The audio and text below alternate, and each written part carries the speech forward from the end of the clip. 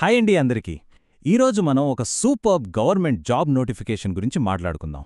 ఇది నేరుగా మన ఆంధ్రప్రదేశ్లోని కర్నూల్లో ఉన్న Indian institute of information technology, design and manufacturing నుంచి వచ్చింది. ఇవి మామూలు జాబ్స్ కాదండి, పర్మనెంట్ పోస్టులు.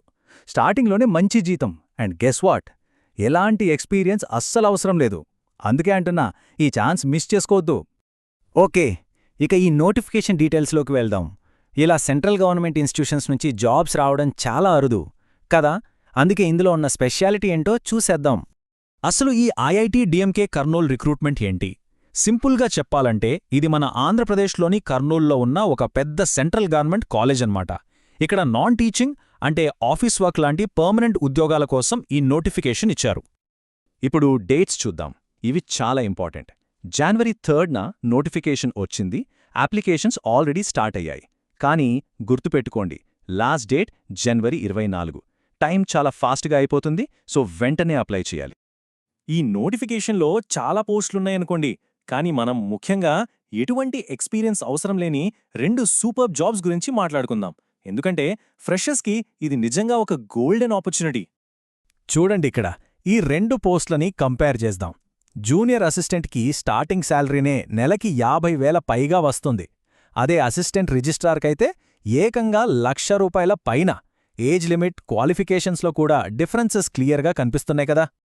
ఒక్కసారి ఆలోచించండి, జస్ట్ డిగ్రీ క్వాలిఫికేషన్తో, ఏ ఎక్స్పీరియన్స్ లేకుండా నెలకి 50,000 జీతంతో కెరీర్ స్టార్ట్ చేయడమంటే మాటలా? అందుకే ఈ జూనియర్ అసిస్టెంట్ పోస్ట్ చాలా స్పెషల్. ఇక పీజీ అంటే పోస్ట్ గ్రాడ్యుయేషన్ చేసిన వాళ్లకైతే అసిస్టెంట్ రిజిస్ట్రార్ పోస్ట్ ఒక బంపర్ ఆఫర్ లాంటిదే. స్టార్టింగ్ శాలరీనే ₹1,00,000 పైగా. ఇది కెరియర్లో ఒక పెద్ద జంప్ అనే చెప్పాలి. సరే, ఈ జీతాలు, పోస్టులు అన్నీ బాగున్నాయి.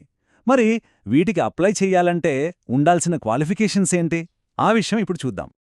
ఇది సెంట్రల్ గవర్నమెంట్ జాబ్ కాబట్టి ఫస్ట్ ఆఫ్ ఆల్ ఇండియాలో ఏ స్టేట్ వాళ్ళైనా అప్లై చేసుకోవచ్చు.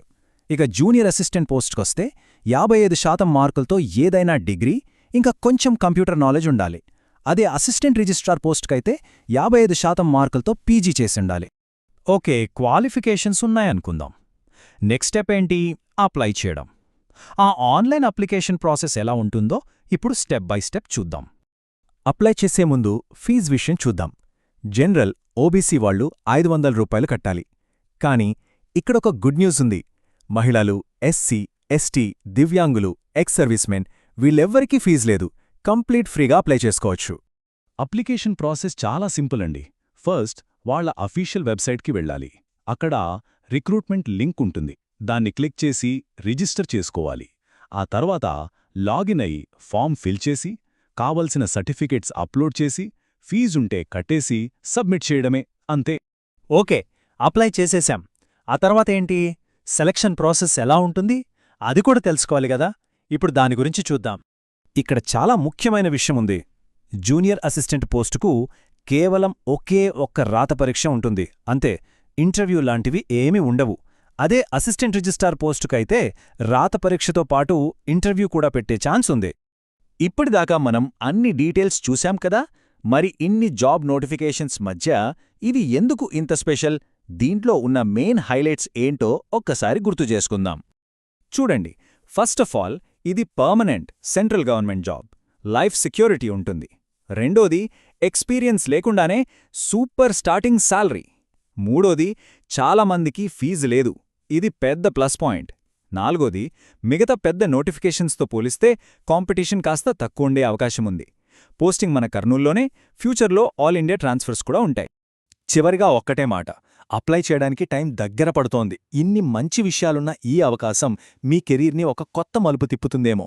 ఒక్కసారి ఆలోచించండి, బహుశా ఇదే మీ ఛాన్స్ కావచ్చు.